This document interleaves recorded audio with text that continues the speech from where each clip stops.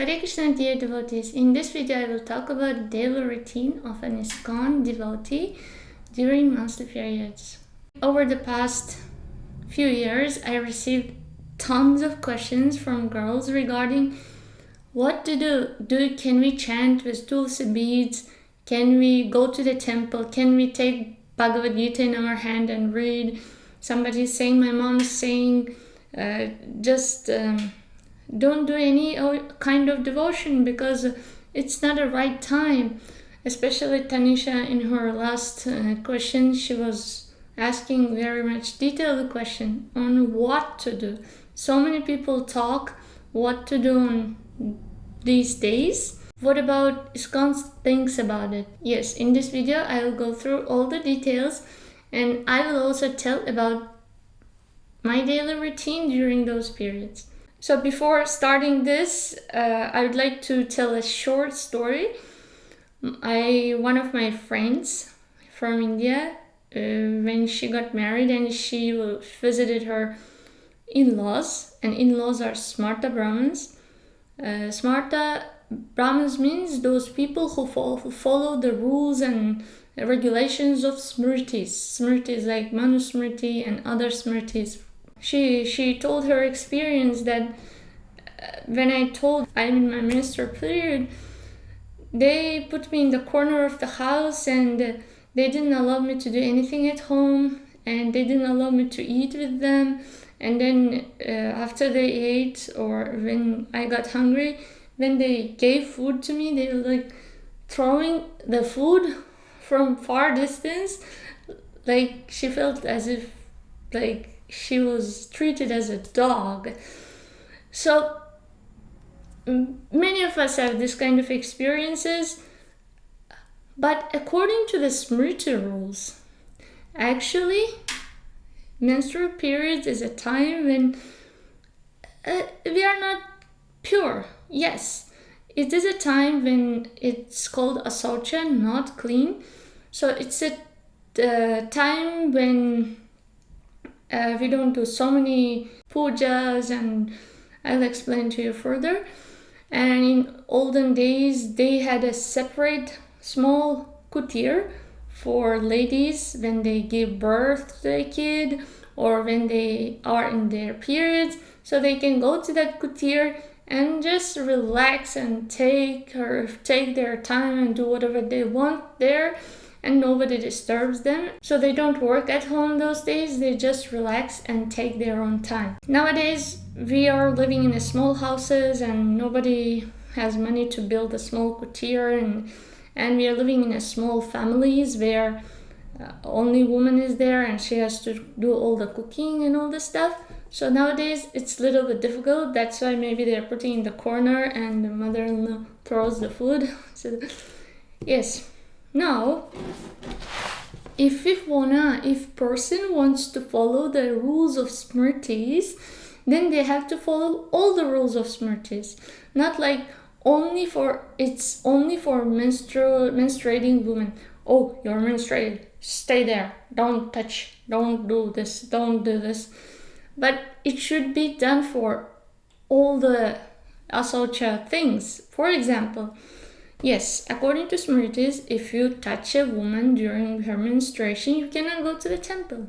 You have to take bath, you have to change your clothes, and then go to the temple. According to smriti rules, if a brahmana just looks at the shudra, he has to take bath. Now, shudra means one who doesn't eat cow meat, one who is in the four varnas of Vedic varnashama. In this day and age, like, we are lower than the Shudras. Shudra never eats cow meat. Whereas when I was a kid, I ate cow meat. I ate so many different meats. So I'm not considered even a Shudra. I'm kind of Mlecha or Nishada and so many lower species of lives. So if those smarta Brahmins see us, then they have to take bath. And if, for example, if they're sitting in front of YouTube and watching this, then they have to sit in Ganges and watch, or otherwise turn it off. because I am lower than the Shudra, and for a Brahmana looking at the Shudra or lower than the Shudra, they have to take bath. Now, if they're following the rule regarding menstruating women, then they have to follow that rule also. Now, other rule, touching an onion, garlic, they have to take bath. Or touching the foods or eating the foods which touch the onion, garlic, they have to take bath. What to keep of keeping onion, garlic at home? What to keep of eating other meats, like drinking coffee, tea? Brahmanas are not supposed to do that. If they do that, then they have to fully take shower, and they won't be considered as Brahmanas even. In Western world, we don't know about it, but those who follow the smritis, if you go to nature's call, I'm sorry about it, you have to take full bath and you have to change your clothes. If you sat in the toilet with this dress, then this dress, it gets contaminated. You have to remove it and then take bath and wear a new dress. So that's a rule. If smarta Brahmins are not following this rule, then they're not following the rules of smritis. If you touch the bed where you slept, for example, at night when you sleep, and if you go there and touch that bed or sit in that bed, you have to take bath. You have to change your clothes because that bed is contaminated. With that cloth, you cannot go to altar and worship the deities. So during the daytime, if you slept more than 1 hour, take bath, change your clothes. If you don't do that, you are not following the rules of smriti. If you heard a criticism of a great soul, sannyasi, great souls, then you have to take bath. You have to change your clothes, take bath. And if you touch something dirty, like money, because money goes over so many hands, maybe somebody killed a cow and touched the money, they don't care. Maybe somebody went to the nature's call and touched the money, they don't care. So if you touch those kind of dirty things, you have to take bath. You have to change your clothes. Or many people are not smartas. They don't know the rules. So if you go in the bus or train or in the street, and if you touch those people, many of them may be women and they may be menstruating. So if you touch those people, you have to take bath. You have to change your clothes. Before you get up, you have to take bath, wear a new clothes. Now, if you go even stricter, if you're a pujari, if you ate for example, in this dress, if I eat something, I cannot go to the altar. It's in the temple, but I cannot worship the deities because this cloth is not considered clean. So if I eat something, touching my mouth and the food, it's not considered clean. If you enter to the toilet for urinating, then you have to change your clothes. You have to remove your clothes and then urinate and then put back that cloth and then go to the altar if you're worshipping the deities. If you cut your nails and hair, you have to take bath, you have to change your clothes. Smarta Brahmins, usually they shouldn't eat food without offering to God. And ideally, Grihastha Smarta Brahmins, they usually take bath 2 times. One is in the morning when they wake up, and without taking bath, they don't touch any food, they don't enter into the kitchen, they don't show up to other people. They have to take bath and wear clean clothes and then start all the work. And one is after person comes from his office, because he touched so many people, he saw so many people, he will take bath. So if you're living in a place where carpet is there, if some kid passed urine on the carpet some time ago and somebody slept on that carpet, so that carpet is considered contaminated. If you sit there, then your cloth is not clean. It's asaucha, it's dirty. You cannot enter into the temple and touch the deities. And there are so many different rules of cleanliness which smartas should follow. If they're calling themselves as followers of smritis, strict followers of smritis, they have to follow that. And one of those rules is that touching the menstruating woman. Being in menstruation means it's equal to having diarrhea. I'm sorry to tell these kind of things, but it's similar type of contamination. But if you don't follow all these rules, you all the time watch movies, you all the time watch TV, all the time you see people lower than the Shudras or Shudras, And if you don't take bath, then you're kind of discriminating among people, because you are following one rule and you're not following another rule. In ISKCON, we also try to follow the smritis, because those are great shastras, manusmriti and all these things. But our acharyas' advice and their teachings override those rules most of the times. For example, in one of the letters, Srila Prabhupada writes to one of his disciples, usually we follow the smriti rules, but deity worship or cooking should never be stopped. So if, for example, at home we vowed that deities will eat, deities are installed, their personalities, and you vowed that you will feed them at least once a day, and during your periods if you say, I cannot, then that's an offense. So you can go for smaller offense, like during menstruation you can cook and offer to the Lord, than doing a greater offense, which is keeping the Lord for 5 days hungry. Then Lord may leave, because you are not reciprocating, because you are not taking care. So our acharyas say that if there are no one at home to worship the deities, and if there are no one to cook for the deities, then women during menstruation, they can do all those things. Even women who are serving Shalagram Shila, they can do the service if there are no other people around the house who are qualified to serve. Now, some girls ask me if they can chant in tulasi beads during japa, because their friends are saying you shouldn't. Now, Hare Krishna mantra is all powerful. It doesn't follow any rules. It doesn't need any rules. Yes, maybe some Vedic hymns and all these things. If you want to chant, you have to be very qualified. You have to be clean, following all those cleanliness rules. But for Hare Krishna mantra, you don't need anything. Even sitting in the toilet, you can chant Hare Krishna mantra. But regarding tulasi beads, come on, we have Kantimala. It's made of tulasi and it's always with us. We don't want to remove it, because this is a protection for us. And we go with this for sleep, we go with this for toilet, we go with this for different graveyards and all the contaminated places. But we don't remove it. The same way, when we are chanting Hare Krishna mantra, we continue chanting with tulasi beads, because our acharya's words override this rule of the smriti. And we vowed in front of the deities, in front of the guru, to chant Hare Krishna mantra, particular rounds. If we don't do that, then we are doing big offense. Some girls asked, my mother is not allowing me to read Gita, Bhagavad Gita.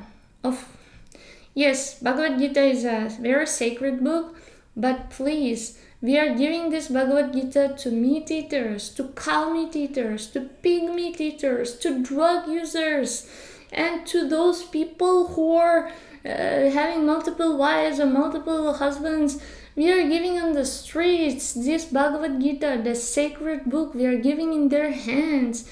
Now, those are more contamination or equally contamination than when you're devotee, nice to put tilak and so much devotion you have, and you have some periods, and how come you cannot touch that Bhagavad Gita? So our acharyas say that we can do that because we are doing it already, and we shouldn't put a particular rule for menstruating women, and we are just giving away all the books, sacred books, allowing to touch meat eaters, cow meat eaters, dog meat eaters, pig meat eaters. So there should be equality. We can read Bhagavad Gita during menstruation. Now, going to temple.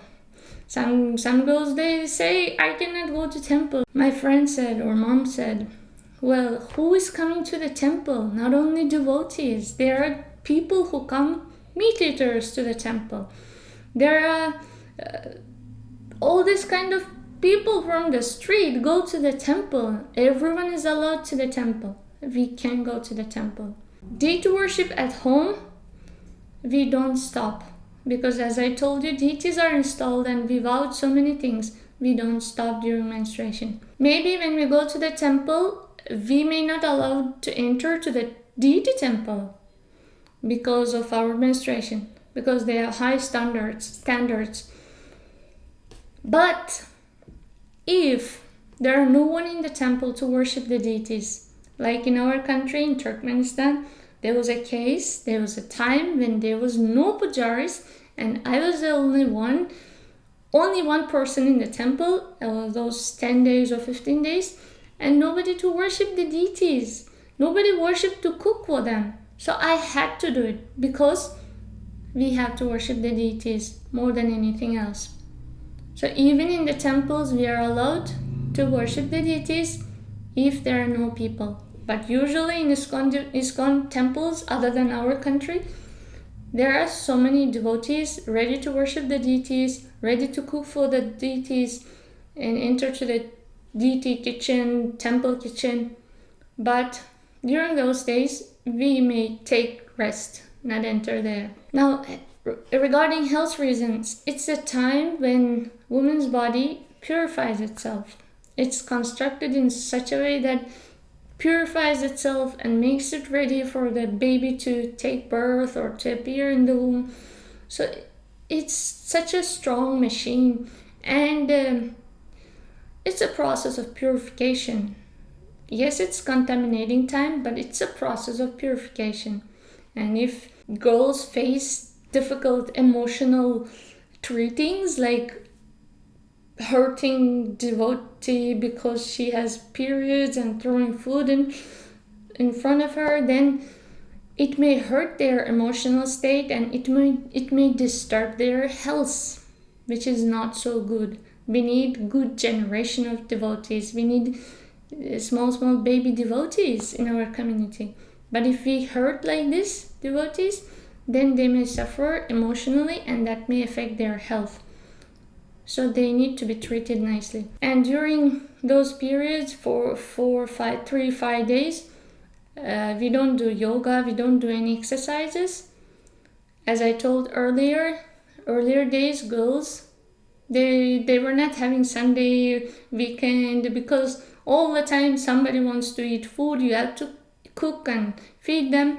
But only these 5 days in a month, you are free to do anything you want. You just relax and take rest. So it's our vacation time. You have to treat it as like that. Now, some Ayurvedic doctors, I don't know if it is scriptural or not, they say that during menstruation, there are so many types of airs in our body, pranas. So one of the such prana is which goes up, and one of them which goes down.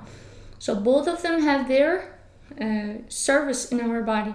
The prana which goes up, which increases our memory power, attention power, it helps us to develop our higher chakras. The energy, the prana which is going down is also very useful because it is useful for purification, for childbirth, for menstruation, so that all the dirt comes out. They tell those days people were not going to temple because temples were built in such a way that it uplifts your energy, it uplifts your prana. It's according to full 100% vastu, that when you enter there and when you hear the powerfully chanting mantras, they uplift your prana, air, up, which goes against your menstruation. So it will cause some pain and it will cause some disturbance in your health.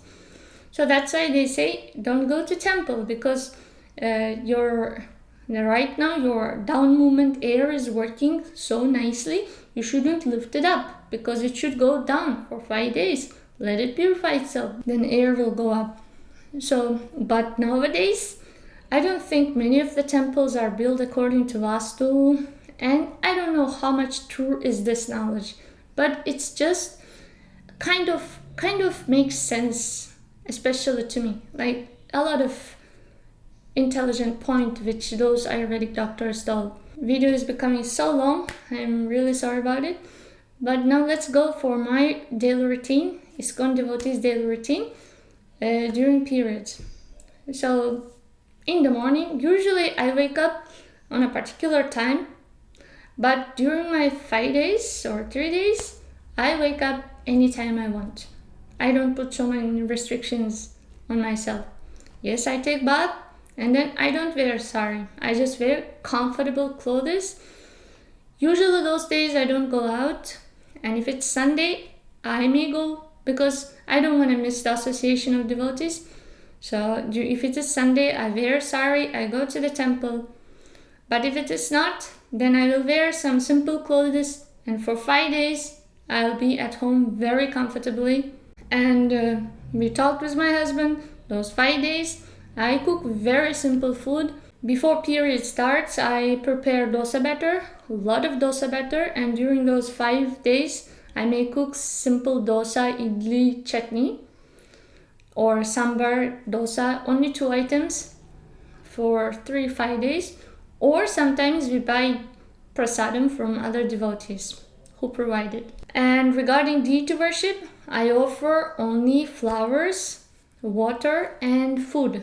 Because my husband works, he doesn't cook, so I cook myself and I offer it to the deities. But one thing I don't do is I don't touch our deities. I don't make dresses for the deities. Usually other days I take my deities and put them to the bed and massage their feet. But these days I don't touch them. So what I do is, in my mind, I put them in the bed, only in my mind. I put them in the bed, I massage their feet, I pray, I offer prayers, and then I just close their door, turn off the light. The same thing in the morning. In my mind, I wake them up, I put the lights on, I open the doors, and I offer the prayers and obeisances.